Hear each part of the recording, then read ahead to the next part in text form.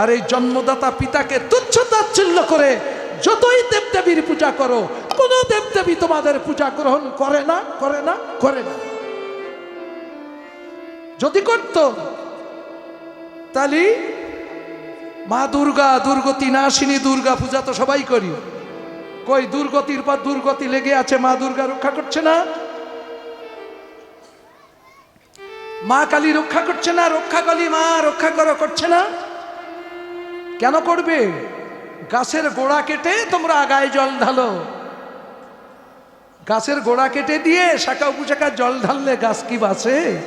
তাই পিতা মাতাকে ঘৃণা তুচ্ছ তাচ্ছিল্য করে তোমরা যতই লোক দেখানো ফর্স পূজা পার্বণ করো, ওতে কোনো ফল নেই। তাই মহাপ্রভু দেখিয়ে যাচ্ছে, পূজা যদি করো জন্মদাতা পিতার চরণে পূজা করো, প্রণাম করো, হাত দিয়ে আশীর্বাদ করবে। মা দুর্গার 10খান হাত, কোনোদিন 1 কান হাত কারোর মাথায় দিয়ে আশীর্বাদ করেছে বলতে পারবেন কেউ? করিনি। মা কালীর 4 কান হাত, 1 কান হাত কারো মাথায় দিয়েছে? দেয়নি। কোনো দেব দেবী কেউ দেয়নি। কিন্তু বাবার চরণে প্রণাম করবে।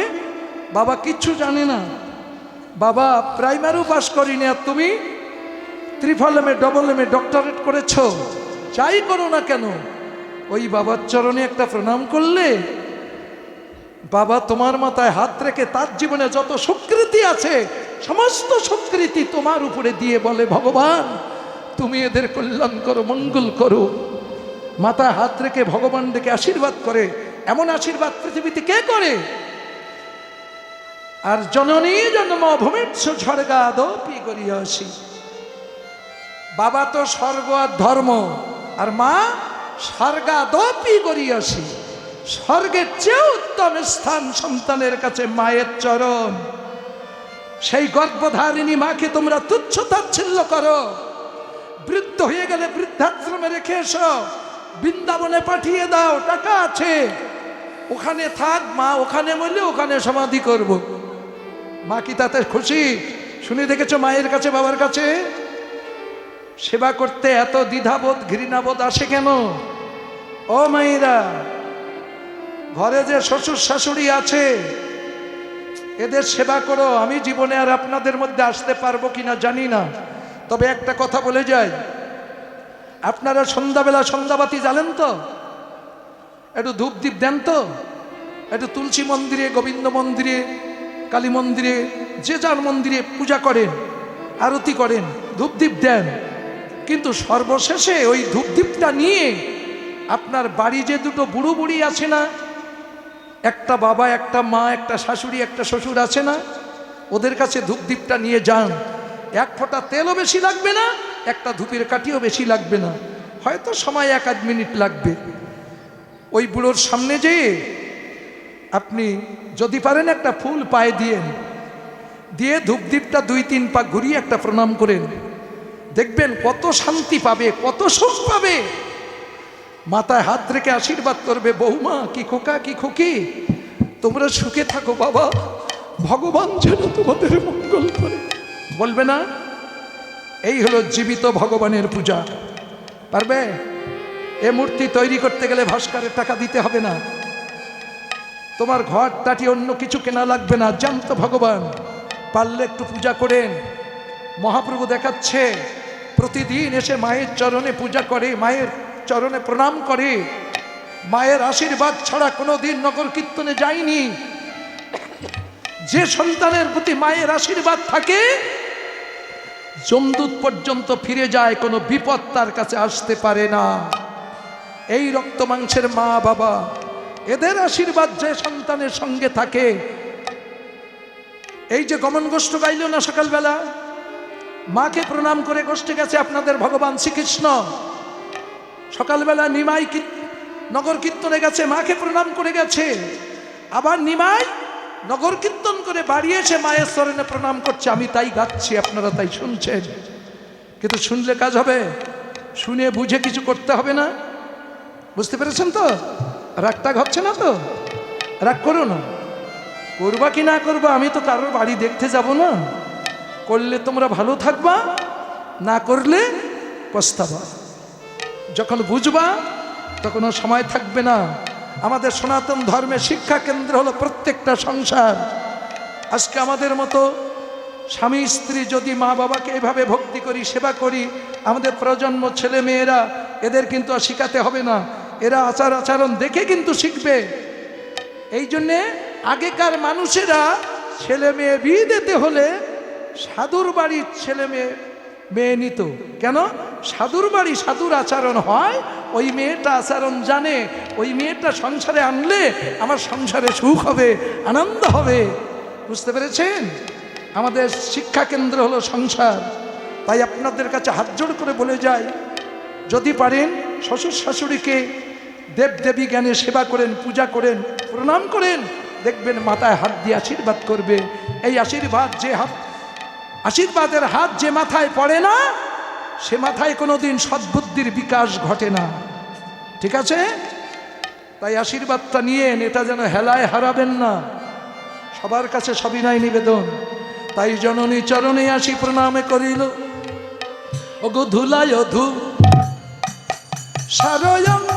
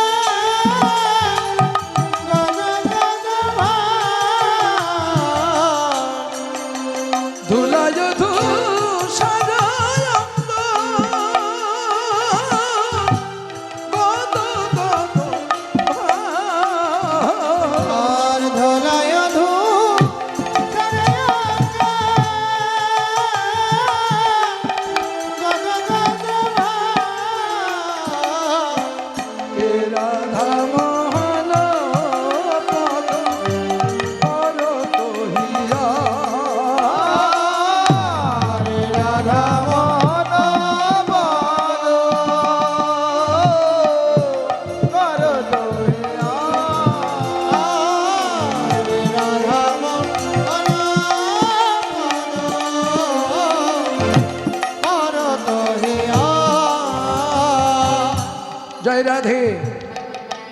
মা তখন নিমাইকে বুকের মাঝে জড়িয়ে ধরে বলছে, ও নিমাই, নিমাই বাবা মা, তোর সোনা রঙে ধুলা কে মাখালো, সোনা রঙে ধুলা কে মাখালো, তোর সোনা রঙে ধুলা কে মাখালো, সোনা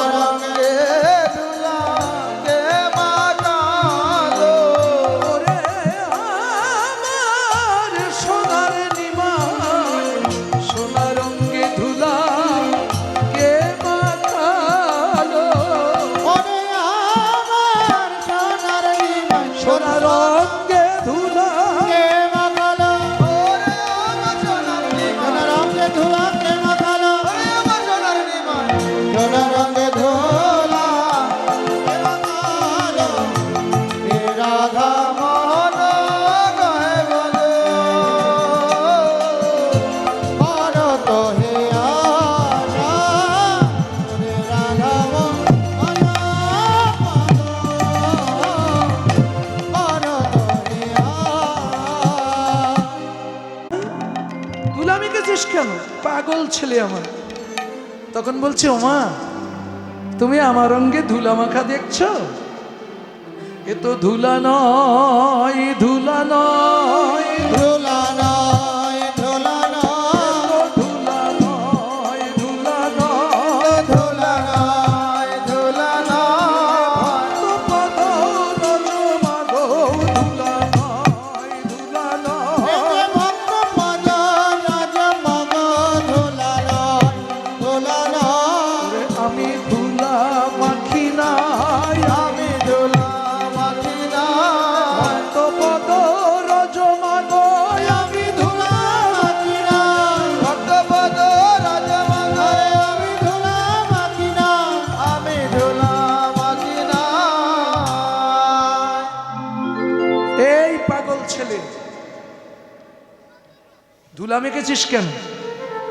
ওমা এ তুমি দেখছো ধুলা, এ ধুলা না, এ কি জানো মা? পদরজ। সাধুগুরু বৈষ্ণবের পদরজ। জানো মা, তুমি তো জানো না, সবসময় ঘরে থাকো। হ্যাঁ, তুমি তো বড় পণ্ডিত, তোমার কাছে আমার শিখতে হবে না? মা রাগ করছো? না, রাগ করছি না। এ ভক্ত পদরজ। এসেছি আমরা রজনীতে, এসেছি আমরা রজনীতে, এসেছি আমরা রজনীতে, এসেছি আমরা রজনীতে, ভক্ত পদ রজনীতে, এসেছি আমরা রজনীতে। আরে ভক্ত পদ রজনীতে, এসেছি আমরা রজনীতে, রজনীতে রজনীতে রজনীতে, রজনীতে, রজনীতে রজনীতে রজনীতে রজনীতে। রজনীতে, রজনীতে, এসেছি আমরা রজনীতে, এই ভক্ত পদ রজনীতে, এসেছি আমরা রজনীতে, ভক্ত পদ রজনীতে, এসেছি আমরা রজনীতে, রজনীতে। আমরা এসেছি ভক্তের পদ রজনীতে।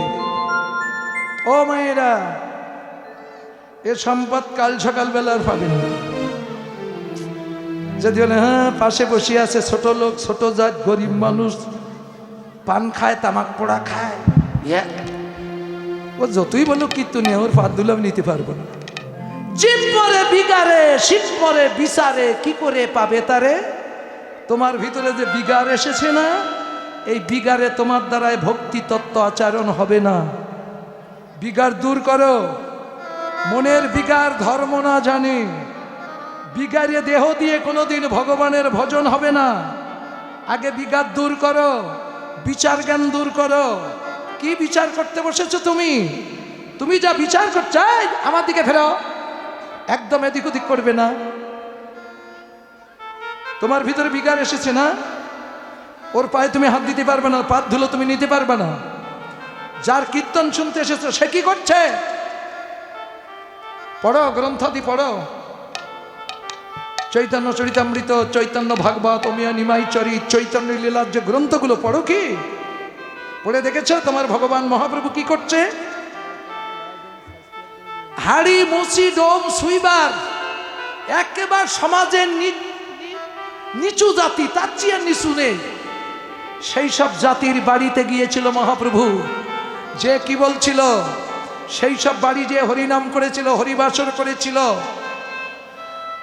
ভগবান নিজে হরিনাম করেছিল। কেন? তার হরিনাম করার কোনো দরকার ছিল?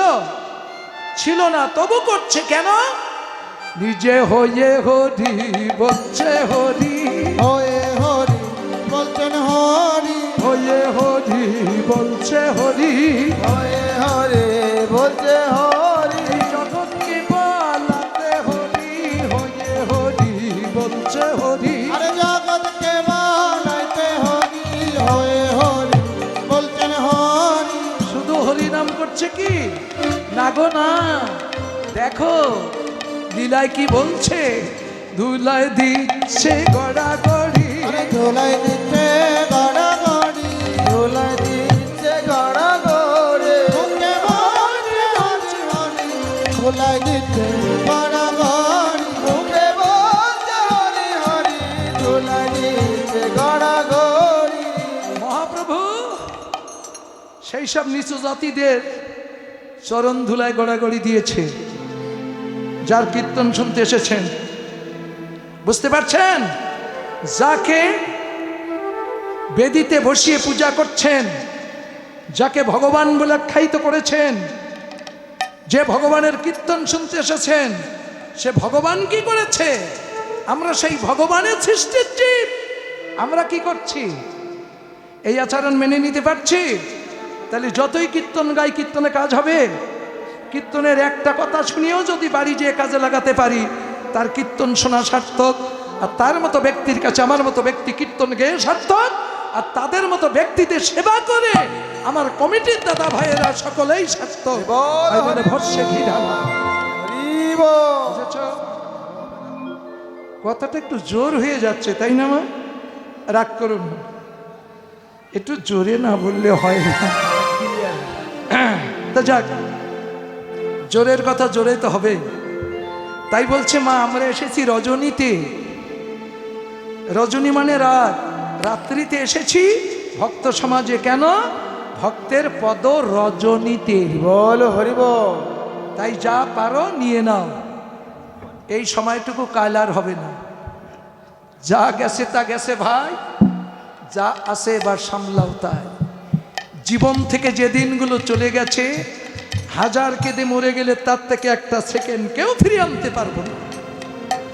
যে কটা দিন সামনে আছে সেই কটা দিন যেন আমরা মানুষের মতো মানুষ হয়ে ভগবানের সেবায় লাগতে পারি। কেমন? তাই বলছে ধুলায় ধূসার অঙ্গ গদ গদ ভাস। তোমরা সবাই ধুলা মাখো, ভক্তের চরণ ধুলা হাত বাড়িয়ে নাও।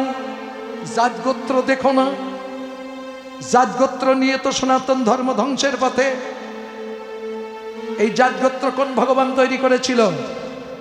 কোন ভগবান তৈরি করেছিল কি? না, করেছিল মানুষ। নিমাই এসে সমস্ত জাত গোত্র ধ্বংস করে দিয়ে গেছে। এখনো মাথায় ঢোকে না কি? আমার কথা শুনলে তো কেউ রেগে যাবে, রাগলেও উপায় নেই। শ্রীমদ্ ভাগবত গীতায় লিখছে না, চতুর্বর্ণ মায়া সৃষ্টাং গুণকর্ম বিভাবট। গুণকর্মে বিভাগ করেছে। চতুর্বর্ণ মায়া সৃষ্টি ছিল, আছে, থাকবে। পৃথিবীতে যতদিন মানুষ থাকবে ততদিনে চারটি বর্ণ থাকবে। এ চারটি বর্ণ মায়ার সৃষ্টি তৈরি করেছে। দেখেছো কি? আজকে দেখে যাও। গীতার সিদ্ধান্ত, রাগ করবে না তো? রাগ করো না, অনুমান নয় বর্তমান। গীতায় লিখছে কথা। তাহলে বর্ণে শ্রেষ্ঠ ব্রাহ্মণ, তাই না? ব্রাহ্মণ, ক্ষৈত্র, বৈশ্য, শূদ্র, এই চারটি বর্ণ। তাহলে বর্ণে শ্রেষ্ঠ হলো ব্রাহ্মণ। ব্রাহ্মণের ধর্ম কি? লেখাপড়া শিখবে, পূজা পার্বণ করবে, যজ্ঞাদি করবে, হ্যাঁ, তারপরে গুরুগিরি করবে, দীক্ষা শিক্ষা দেবে। এটাই হলো ব্রাহ্মণের স্বাভাবিক ধর্ম। তাই লেখা আছে তো গীতার বাণী। ক্ষৈত্রের ধর্ম কি? যুদ্ধ করবে, রাজত্ব করবে, প্রভুত্ব করবে, এগুলো ক্ষৈত্রের স্বাভাবিক ধর্ম। বৈশ্যের ধর্ম কি? চাষবাস, পশুপালন, ব্যবসা বাণিজ্য, এগুলো হলো বৈশ্যের স্বাভাবিক ধর্ম। ঠিক আছে? আর শূদ্রের ধর্ম কি? এই বৈশ্য, ক্ষৈত্র আর ব্রাহ্মণের সেবা করা শূদ্রের স্বাভাবিক ধর্ম। ছিল, আছে, থাকবে। দেখতে পাচ্ছেন? পাচ্ছেন না? দেখে যান, আস্তে, রাগ করেন না। আমার সনাতন ধর্ম এখান থেকে ওইটুকু, মাটির থেকে এই পর্যন্ত, এর বাইরে কিচ্ছু না।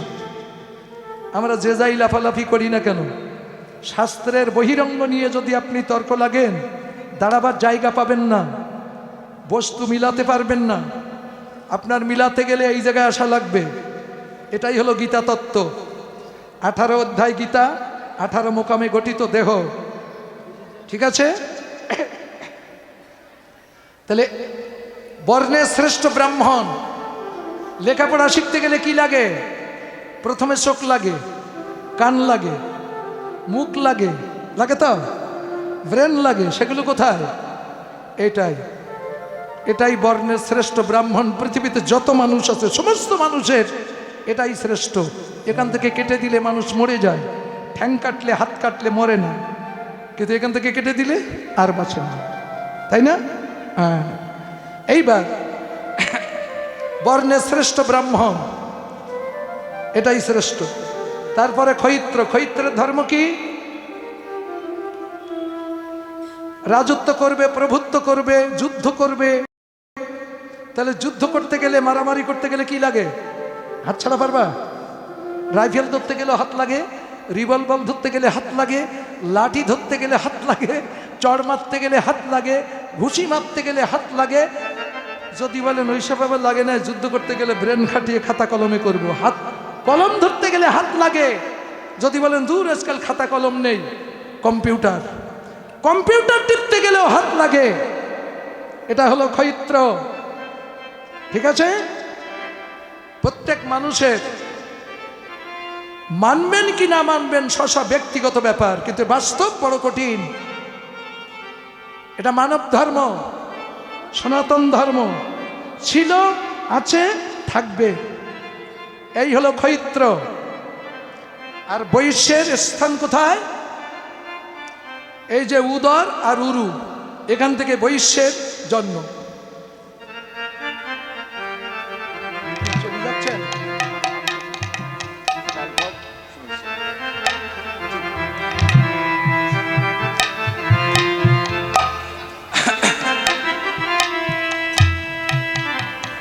এবার দেখেন, যদি বলেন এগুলো কোথায় আছে, পড়ে নেবেন মনু সংহিতা। ব্রহ্মার মুখের থেকে ব্রাহ্মণের জন্ম, ব্রহ্মার হাতের থেকে ক্ষৈত্রের জন্ম, ব্রহ্মার উদর আর উরু থেকে বৈশ্যের জন্ম, ব্রহ্মার পায়ের থেকে শূদ্রের জন্ম। এগুলো কি বাস্তবে ঘটে কখনো? কিন্তু লিখে রেখেছে, আমরা মাথায় করে বয়ে বেড়াচ্ছি। মুখ দিয়ে জন্ম দিতে পারেন? হাত দিয়ে জন্ম দিতে পারেন? খালি পেটে আর উরু থেকে জন্ম হয়? খালি পায়ের থেকে কারো জন্ম হয়? কিন্তু সেগুলো আমরা ভুল বুঝিয়েছি, আমরা সেই ভুল বোঝা বয়ে বেড়াচ্ছি। কিন্তু না, এখানে বৈশ্য না, বৈশ্যের ধর্ম কি বলেছে? চাষবাস, পশুপালন, ব্যবসা বাণিজ্য। সাধক রামপ্রসাদ বলছেন, মন রে কৃষি কাজ বোঝো না, এমন মানব জমি রইল পতিত, আবাদ করলে ফলতো সোনা। হরির নামে বীজ রোপণ করে কালীর নামে দাও গো বেড়া, সে তো মুক্ত কেশি শক্ত বেড়া, সে বেড়ায় কোনো জম ঘেছে না। মন রে কৃষি কাজ বোঝো না।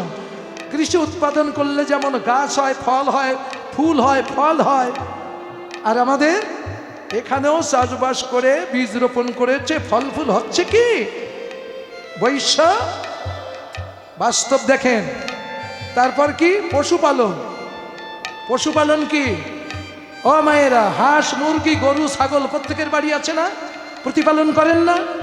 যে বৈশ্য সেও পালন করছে, যে ক্ষৈত্র সেও পালন করছে, যে ব্রাহ্মণ তার বাড়ি কিছু না থাকে, একটা গরু তো আছে নাকি? সবাই পশুপালন করছো, কিন্তু এগুলো তো সবার করার কথা না, শুধু বৈশ্যদের করার কথা। কিন্তু আমরা বাহিরে যতই পশুপালন করি, হচ্ছে না। কোন পশু? এর ভিতরে কিছু পশু আছে না, দশ ইন্দ্র ষড়রিপু, এদের কি প্রতিপালন করেছ? একটা গরুকে ডাক দিলে কাছে আসে, একটা ছাগলকে ডাক দিলে কাছে আসে, হাঁস মুরগি ডাকলে কাছে আসে। আর এর ভিতরে যে দশ ইন্দ্র ষড়রিপু আছে, এরা কি কথা শোনে? দেখো তো মানুষ, এদের বশীভূত করতে পেরেছ কি? তাহলে পশুপালন হয়নি। তারপরে কি? ব্যবসা বাণিজ্য। ব্যবসা বাণিজ্য কি? আমরা ব্যবসা ভালো বুঝি, মানে ১,৫০০ টাকার মাল কিনে কোনোদিন ১,০০০ টাকায় বেচবা না। বেচতে গেলে হয় ২,০০০, তার উপরে বেচবা, কিন্তু ১,০০০ টাকা বিক্রি করবা। কিন্তু আমার এখানে যে ব্যবসা চলছে, এ ব্যবসায় যে তাই হয়ে যাচ্ছে, সেদিক খেয়াল করেছো মানুষ? যদি বলেন কেমন কেমন, তাহলে শুনুন, রাগ করলে হবে না, সবই বাস্তব। আমরা যে ভাতগুলো খাই, ভাত তরকারি দুপুরবেলা খেয়েছি, এইগুলো দেহের ভিতরে পরিপাক হয়ে কতটা রস হবে কে বলতে পারবেন? পারবে ডাক্তার, বিজ্ঞানী যারা রিসার্চ করছে তারা। তাহলে খাদ্যের থেকে রস হয়, তাহলে কতটা খাদ্য খেলে কতটা রস হবে, আর কতটা রস ভিয়ান করলে কতটা রক্ত হবে, কতটা রক্ত ভিয়ান করলে কতটা মজ্জা হবে। এই যে এটা মজ্জা শক্তি। আর কতটা মজ্জা ভিয়ান করলে কতটা শুক্র হবে, কতটা শুক্রের ভিতরে কতটা শুক্রাণু কীট থাকে। মানুষ এবার নিজের দিকে দেখো, কি পরিমাণে মাল কিনছো আর কি পরিমাণে ব্যয় করছো। ব্যবসা ঠিক আছে, ব্যবসা বোঝো, শুধু এই জড় জাগতিক জগৎকে বোঝো, এই ব্যবসাটা বোঝো। এটাই সনাতন ধর্মের সিদ্ধান্ত। এই ব্যবসায় লাভবান হতে পারলে পূর্ণ আনন্দ পাবে, আর এই ব্যবসায় লস হলে যন্ত্রণা ভোগ করবে, রোগ শোক জরা ব্যাধিতে ভুগবে। এই চাষবাস, পশুপালন। আর পায়ের থেকে শূদ্রের জন্ম বলেছে না, শূদ্র ৩ জনের সেবা করে, করছে কি না করছে দেখুন। আপনারা দাঁড়িয়ে আছেন কিসের উপরে? আপনার অল বডিটা দাঁড়িয়ে আছে পায়ের উপরে। তাহলে পা আপনার এই বৈশ্য হৈত্র, ব্রাহ্মণ এদের সেবা করছে না? তাহলে ছিল পূর্বে, এখনো আছে, ভবিষ্যতেও থাকবে। তোমরা এইটা নিয়ে মানুষের ভিতরে ভাগাভাগি করে দিয়ে মানুষে মানুষে বিভেদ করে কেউ কাউকে মানতে পারো না, কেউ কাউকে ভালোবাসতে পারো না। তোমাদের ধ্বংস তোমরা নিজেরাই করছো। তাই চৈতন্য মহাপ্রভু এসে আমাদের অচৈতন্য জীবের মধ্যে এই চেতন জ্ঞান দান করেছে। তিনি বর্ণের শ্রেষ্ঠ ব্রাহ্মণের কুলে জন্ম নিয়েও হাড়ি মুসি ডোম সবার চরণ ধুলায় ঘোরাঘড়ি দিয়েছে, জগৎকে দেখাচ্ছে তোমরা দেখো আর শেখো। কাকে ছোট করো? পৃথিবীর মধ্যে যদি কারো ছোট করে দেখতে চাও, নিজেকে ছোট করে অপরকে বড় করে দেখো, দেখবে মুহূর্তের ভিতরে সব একাকার হয়ে গেছে।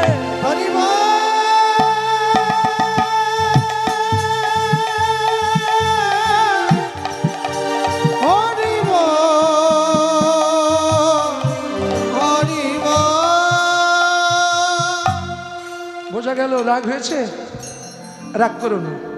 আমি দিয়ে গেলাম, নেবেন কি না নেবেন একটু যাচাই বাছাই করবেন। হ্যাঁ, সবই প্রভুর কৃপা তো। তাই আজকে ধুলায় ধূসার অঙ্গ গত গত ভাস, এ রাধা মোহন পদ করো তো হিয়াস, আমার রাধা মোহন সে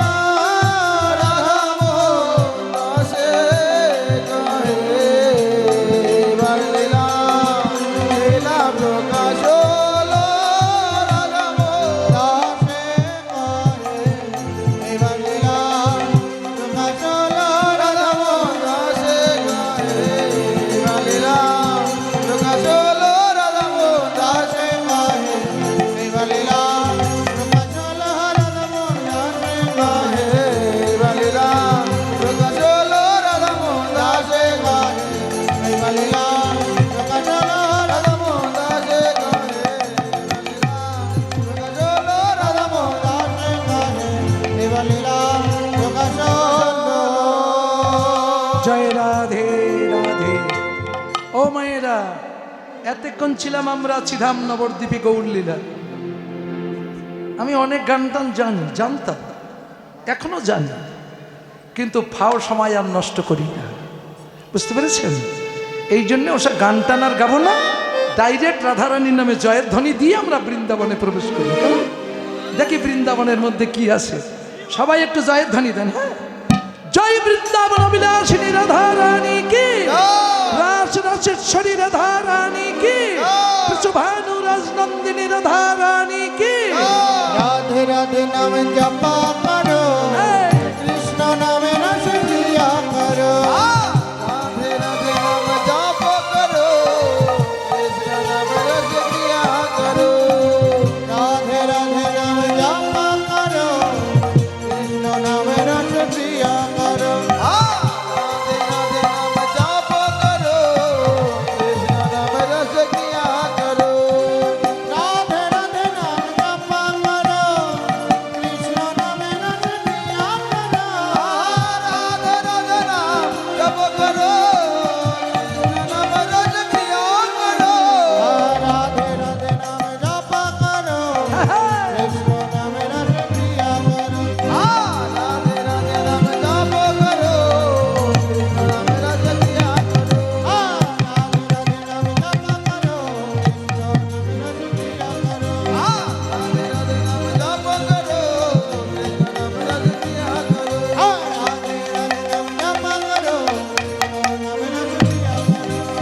রাধে রাধে নাম জপ করো, কৃষ্ণ নামে রস দিয়া। জয় রাধে। আমরা মধুময় মধুর সিধাম বৃন্দাবনে এসে গেছি। বুঝতে পেরেছেন? আজকের ধামটা, এই জায়গাটা সাধারণ কোনো জায়গা মনে করবেন না। এই জায়গাটা বর্তমান শ্রীধাম বৃন্দাবন।